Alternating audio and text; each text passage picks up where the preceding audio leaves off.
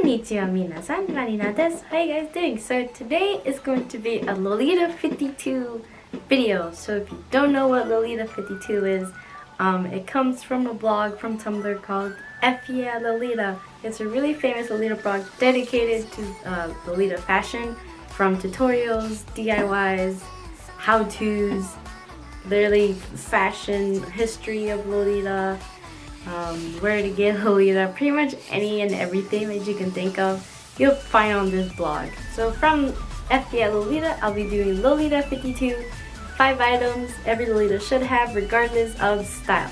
So you guys already know I do sweet Lolita. I don't really do gothic unless when I model, for example, like from Meta, I had a full black cord. It was the darkest cord I ever worn in my life because it was literally black on everything, even though I own one black dress, but it has pink on it, which is Milky Tan. So number one, my first item that I think every Lolita should have is a good white blouse.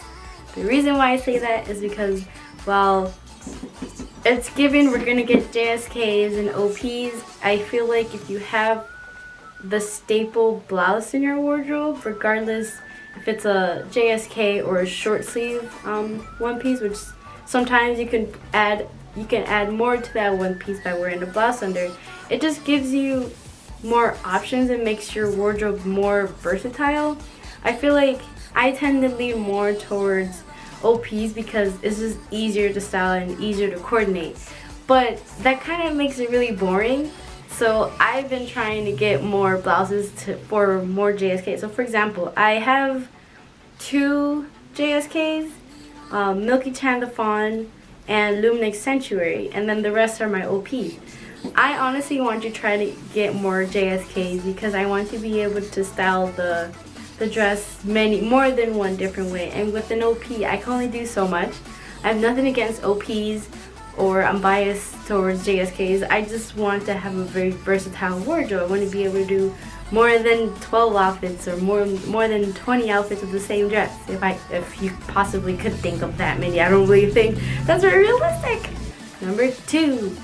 This is gonna be very biased for me, but I'm gonna say headpiece or a bonnet, for example. So in my case, I have a Triple Fortune bonnet that comes in pink, which can match with most of my dresses, to be honest. I feel like maybe not everyone will agree with this, but I feel like a bonnet just like bring the look to a whole new level. It just makes it more OTT, which I feel like is like the goal of Lolita fashion, to be honest. Like in my opinion, I love bonnets, so I'm gonna be very biased towards bonnets. So hate me if you must. I'm a bonnet girl, headpiece, head bow girl. I like having stuff on top of my head. But I do like casual Lolita, so you know, sometimes if I don't want to wear a bonnet, I just don't wear a bonnet if I don't want to. Either way, I feel like you should have a bonnet for your really fancy high tea coordinates. Number 3, black eyeliner.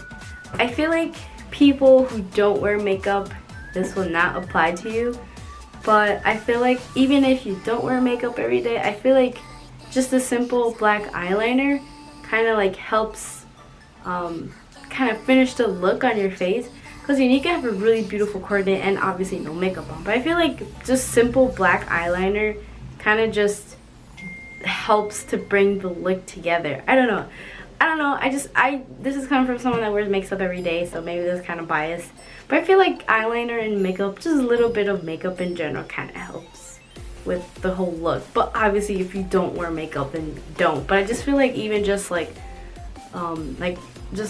eyeliner that kind of like helps your eyes be more rounded, and in my opinion it just kind of makes you look more, I don't know, cuter, if you want to say that. But number 4, I say that every Lolita, I feel like every Lolita in their Lolita life will come across a print that has roses or flowers.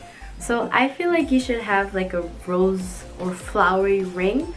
The reason, obviously I'm very biased since I tend to wear more than 2 rings on each hand sometimes. I don't know, I feel like accessories do help the look be brought together, at least in my opinion. I don't like having bare hands, you know, like it just doesn't feel like the whole look. I feel like not only your face should be somewhat prepped, your head should have some, I feel like your head should have a couple accessories, if not a bow. Even your hair have some ribbons, and then like your hands should have some accessories too, to kind of help bring the whole look together. Because while I feel like if you're going for a very casual coordinate, you're gonna have minimal accessories and you're not gonna be as OTT.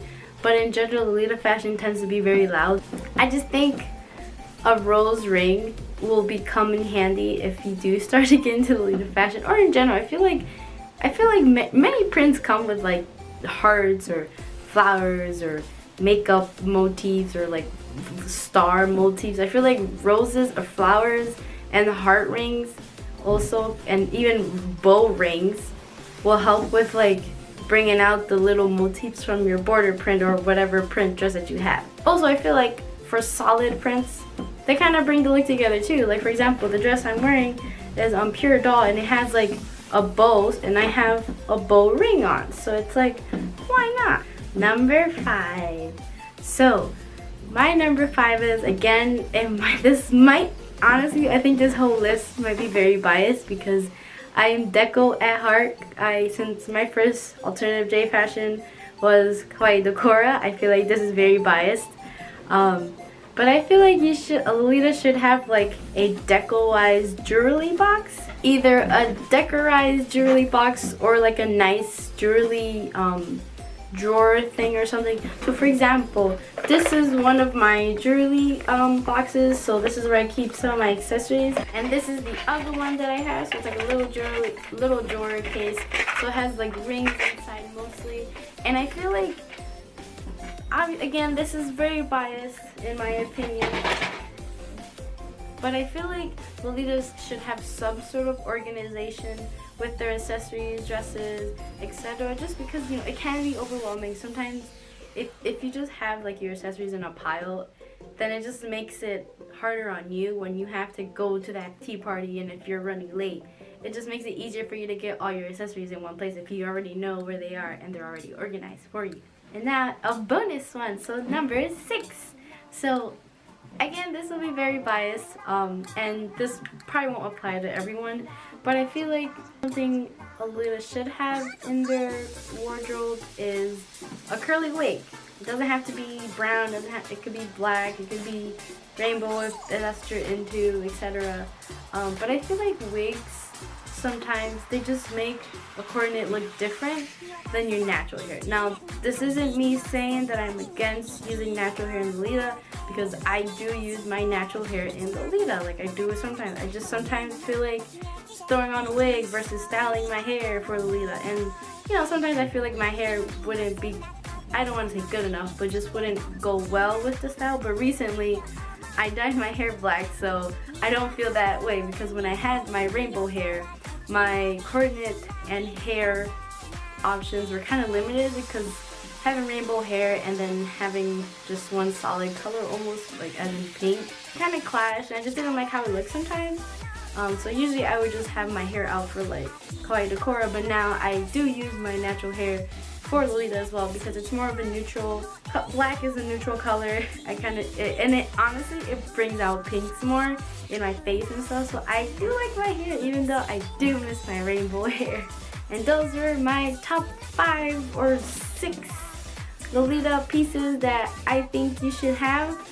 Obviously, this is not a perfect list, this is just my opinion, and there are many others who might feel the same or differently or totally against it. So if you're one of those, please feel free to comment down below, and what are your top 5 pieces that Lolita should have in their wardrobe. And I'll see you in the next one. Bye bye!